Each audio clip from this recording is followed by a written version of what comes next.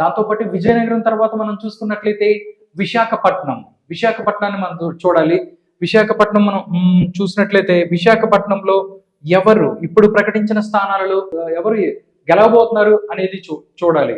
ఇక్కడ మనం చూసినట్లయితే భీమిలి నుంచి గంటా శ్రీనివాసరావు ఎవరైతే ఉన్నారో ఆయనకి కన్ఫర్మ్ చేశారు. ఇక్కడి నుంచి భీమిలి నుంచి అయితే గంటా శ్రీనివాసరావు 100% గెలిచే అవకాశం ఉంది అని చెప్తున్నారు.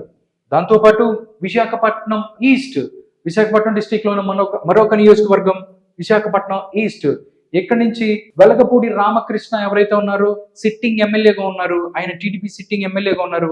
ఇక్కడ నుంచి గెలిచే అవకాశం ఉంది అన్నట్లు చెప్తున్నారు. దాంతోపాటు మనం చూసుకున్నట్లయితే విశాఖపట్నం సౌత్ నుంచి టీడీపీ తరఫున గండి బాబ్జీ, అదే విధంగా జనసేన నుంచి న్యూ క్యాండిడేట్ ఎవరైతే ఉన్నారో ఆయన కూడా ఇక్కడి నుంచి సీటు ఆశిస్తున్నారు.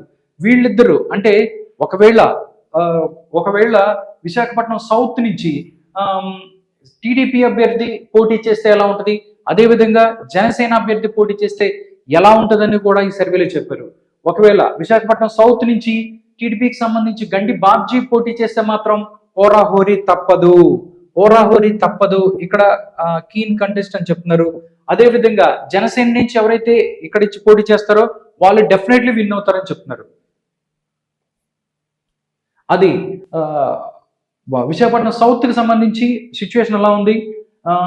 గండి బాబ్జీ ఒకరు పోటీ చేస్తే విశాఖపట్నం సౌత్ నుంచి హోరాహోరీ తప్పదు. అదేవిధంగా జనసేన నుంచి ఎవరైతే పోటీ చేస్తారో ఆయన ఇక్కడి నుంచి పోటీ చేస్తే గెలిచే అవకాశం ఉంటుంది అని చెప్తున్నారు.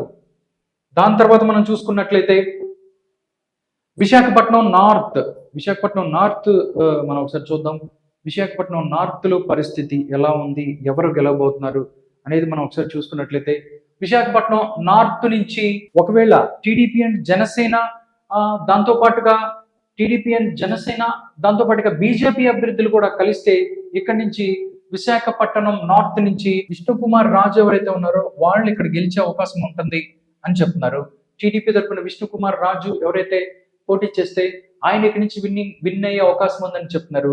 దాంతోపాటు మనం చూసినట్లయితే విశాఖపట్నం వెస్ట్ కి సంబంధించి ఇక్కడ గణబాబు ఎవరైతే ఉన్నారో ఆయన ఇక్కడ గెలిచే అవకాశం ఉంటుంది. గణబాబు ఇక్కడ నుంచి గెలుస్తారు అన్నట్లు చెప్తున్నారు.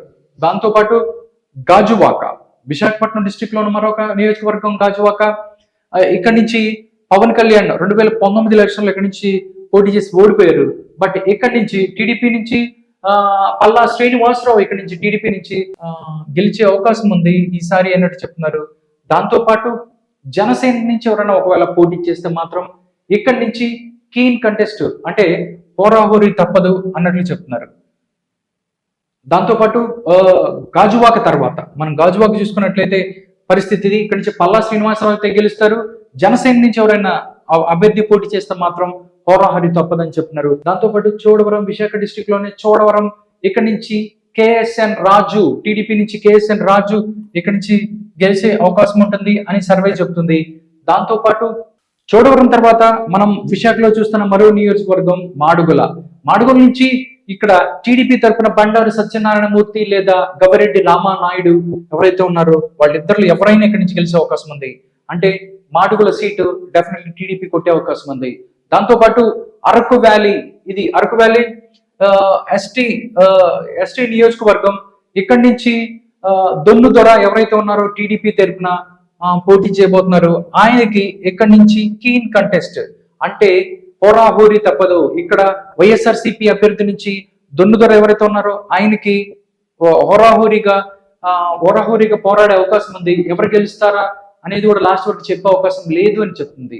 దాంతోపాటు పాడేరుకి సంబంధించి పాడేరులో ఇది కూడా ఎస్టీ నియోజకవర్గంలో ఇక్కడ నుంచి టీడీపీ తరఫున భాగ్యలక్ష్మి ఎవరైతే ఉన్నారో ఆవిడ భాగ్యలక్ష్మి పోటీ చేసినట్టయితే కీన్ కంటెస్ట్ అవుతుంది. ఇది అంటే హోరాహోరీ తప్పదు అన్నట్లు చెప్తున్నారు. దాంతోపాటు వైఎస్ఆర్సీపీ కూడా ఇక్కడ కూడా కీన్ కంటెస్ట్, వైఎస్ఆర్సీపీ కూడా వాళ్ళకి హోరాహోరీ తప్పదు. దాంతోపాటు మనం చూసినట్లయితే జనసేనకు సంబంధించి ఇక్కడ వంపూరి గంగలయ్య ఎవరైతే ఉన్నారో పాడేరు నుంచి అయితే జనసేనకు సంబంధించి ఆయన గెలిచే అవకాశం ఉంది అన్నట్టు కూడా చెప్తున్నారు. దాంతో పాటు నెక్స్ట్ అసెంబ్లీ నియోజకవర్గం అనకాపల్లికి సంబంధించి జనసేన తరపున కొణతాల రామకృష్ణ ఎవరైతే ఉన్నారో ఇక్కడ నుంచి పోటీ చేయబోతున్నారు అనేది తెలుస్తుంది. ఆయన కొణతాల రామకృష్ణ ఇక్కడ గెలిచే అవకాశం ఉంది కొణతాల రామకృష్ణకి. దాంతో పాటు కొణతాల రామకృష్ణ తన తర్వాత పెందుర్తి, అనకాపల్లి తర్వాత మనం చూసుకున్నట్లయితే పెందుర్తి నియోజకవర్గం, పెందుర్తి నుంచి టీడీపీ తరపున బండారు సత్యనారాయణ మూర్తి ఇక్కడ నుంచి గెలిచే అవకాశం ఉంది. దాంతో పాటు బండారు సత్యనారాయణ మూర్తితో పాటుగా జనసేన నుంచి పంచకర్ల రమేష్ ఎవరైతే ఉన్నారో ఈయన ఎక్స్ఎమ్మెల్యే, ఈయన కూడా ఇక్కడ గెలిచే అవకాశం ఉంది. ఈయనైనా కానీ గెలుస్తారు ఇక్కడ అన్నట్లు సర్వేలు చెప్తున్నాయి.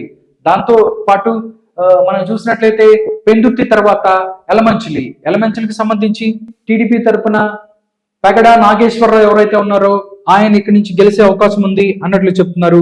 దాంతో పాటు జనసేన తరపున సుందరపు విజయ్ కుమార్ ఎవరైతే ఉన్నారో ఆయన ఇక్కడ పోటీ చేస్తే మాత్రం 100% ఆయన ఓడిపోతారు అని చెప్తున్నారు.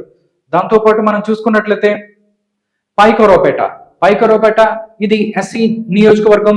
ఇక్కడ నుంచి టీడీపీ తరపున వంగలపూడి అనిత ఎవరైతే ఉన్నారో ఆవిడ ఇక్కడి నుంచి పోటీ చేస్తున్నారు. ఈ పైకరావుపేట కూడా ఎస్సీ కాన్స్టిట్యున్సీ. ఇక్కడ నుంచి వంగలపూడి అనిత కన్స్టిట్యున్సీ చేస్తున్నట్టయితే ఇది కీన్ కంటెస్ట్ అవుతుంది, ఇక్కడ హోరాహోరీ తప్పదు అన్నట్టు చెప్తున్నారు.